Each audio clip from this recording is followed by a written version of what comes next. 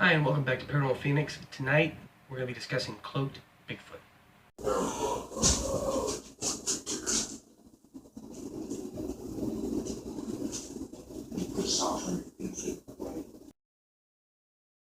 I'd like to start this video out tonight by apologizing for not having uploaded it sooner. Due to a lot of scheduling conflicts and some personal matters I've been having to attend to and deal with, I haven't actually had the time to record any videos. So hopefully now that that's starting to level out, I'll be able to upload them a little bit more frequently.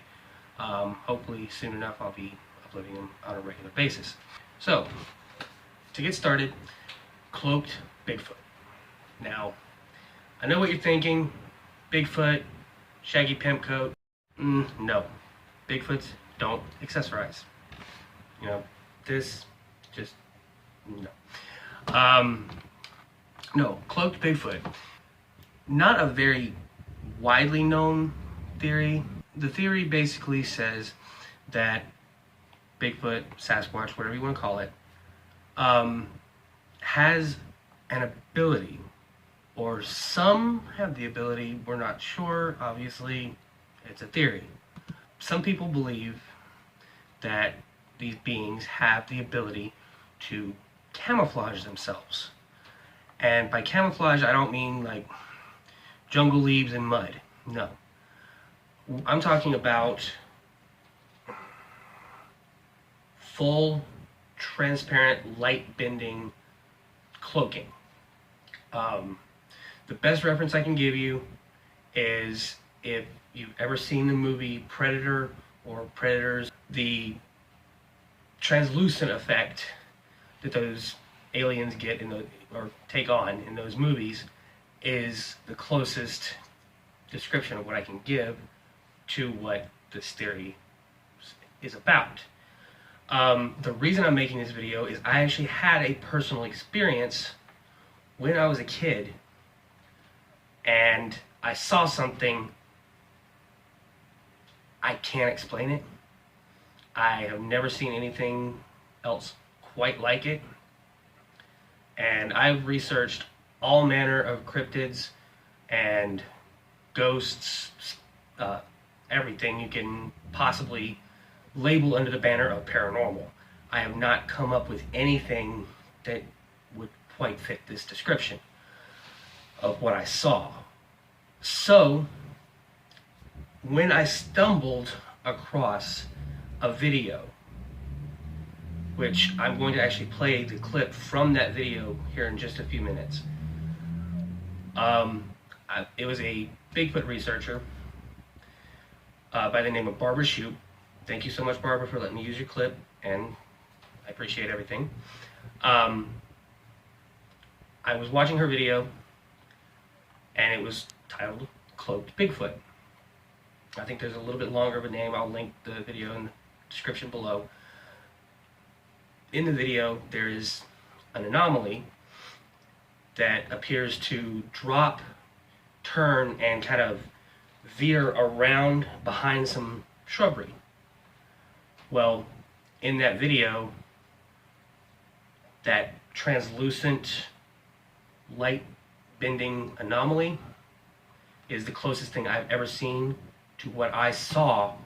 The experience that I had, this took place probably 20 odd years ago.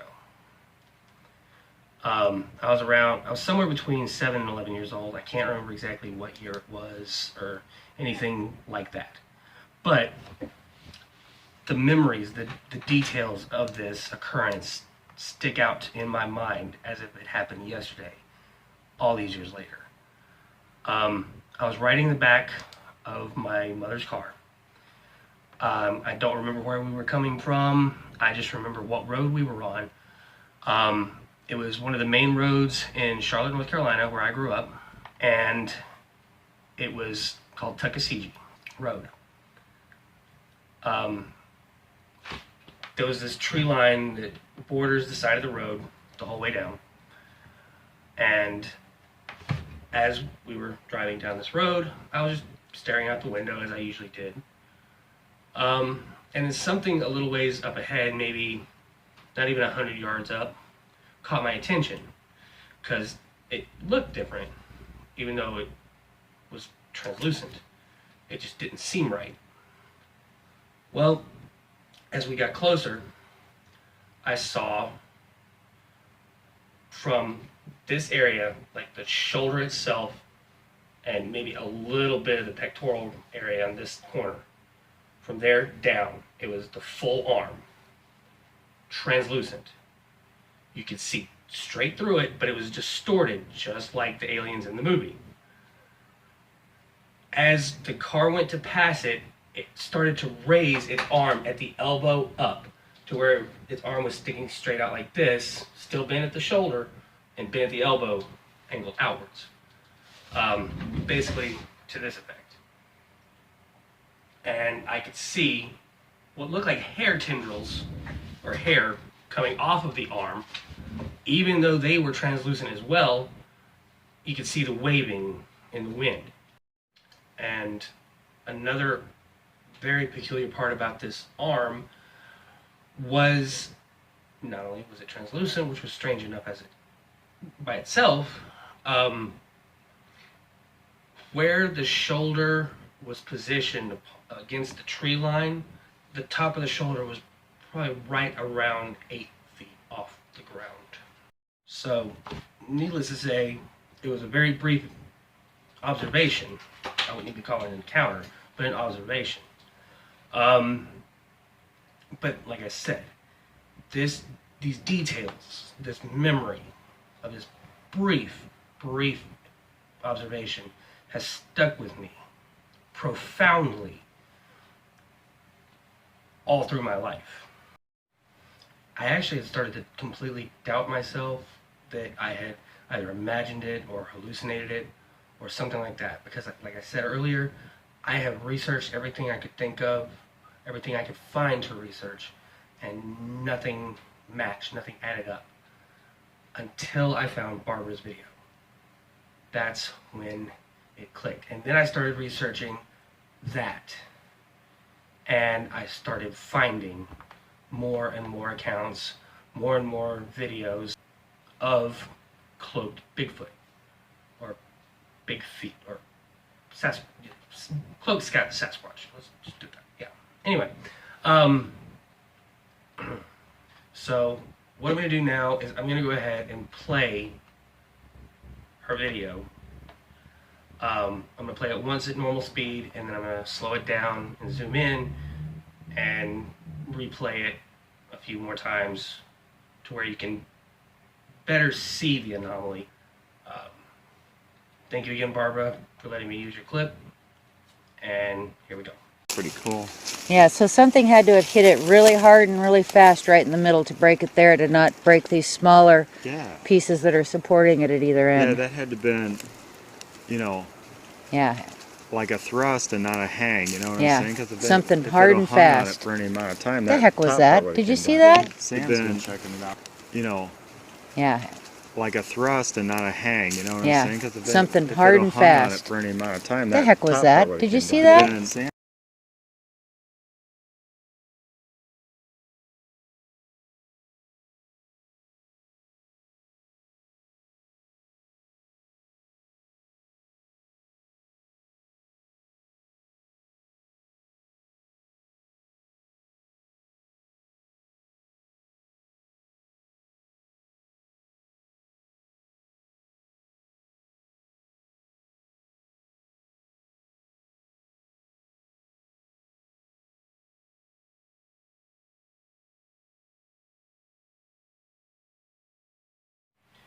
Now that we've all seen the clip, I'm going to discuss a few of my personal theories as to how a Sasquatch could have the ability to cloak. There are different theories as to Sasquatch's origin, and with each of those theories, there's an alternate variation that could be applicable or possible to go along with each. The first theory we're going to discuss is the theory of Bigfoot being either an extraterrestrial or an extra-dimensional being. Obviously, if Bigfoot is an alien from another planet with technology advanced enough to get here, as in the Predator movie series, it goes to reason that he would have possibly a cloaking technology just like in the movie. With extra-dimensional, it could be same, it could be technology. It could be that when he's going to phase from one dimension to the next, the translucent cloaking is a side effect or a byproduct of the phasing. Now, the next theory I have is based off of the Bigfoot is the missing link. He is a animal of this earth, undiscovered, very well hidden. And if he has a cloaking capability, it would lend a little bit more credibility of why he hasn't been discovered this whole time. To explain a natural animal kingdom variation of a cloaking ability, we're going to look at two different animals. The first, the polar bear. Everybody thinks polar bear, you think white fur, big, yeah. Not entirely true. The polar bear's fur is actually clear, it's translucent. Because the polar bear lives in the Arctic, in the snow, in the ice, and the sun beams down, the light reflects, and it makes the fur appear white, even though it's not. Now, that would partially explain the fur, but it doesn't fully explain how Bigfoot would make his body translucent, because a polar bear is not translucent, obviously. For that, we're going to look at a separate creature from the animal kingdom. When you think of bending colors and changing colors and camouflage, the number one most thought of animal is the chameleon. And for good reason. It can change its own scale pigmentation to whatever color, or a very, very similar color to whatever it's touching or against. Now, let's put the chameleon and the polar bear's transparent fur together. If you have a creature that can change its skin pigmentation, now let's assume that Bigfoot has clear fur like a polar bear, which, depending on what his skin color is beneath it, would make it appear brown, black, blonde, red, gold, every color that has been reported of Bigfoot fur color. If he also has the ability, like a chameleon, to change his skin pigmentation color, that would further explain the different fur colors, as well as if he could, like a chameleon, match the colors directly behind him or around him to blend in a camouflage style way. The fur would pick up on that. The fur would cause a distortion to the invisibility or cloaking, which would be very similar to the distortion you see in the movies and in Barbara's video. That's my theory.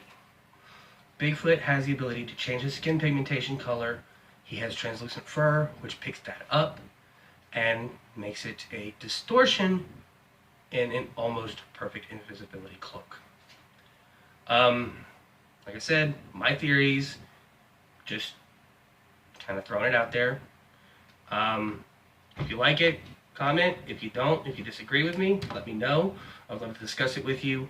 I appreciate you guys for watching the video, and I look forward to making more videos for you guys.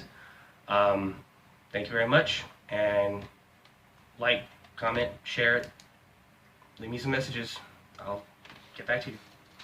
Thank you guys very much.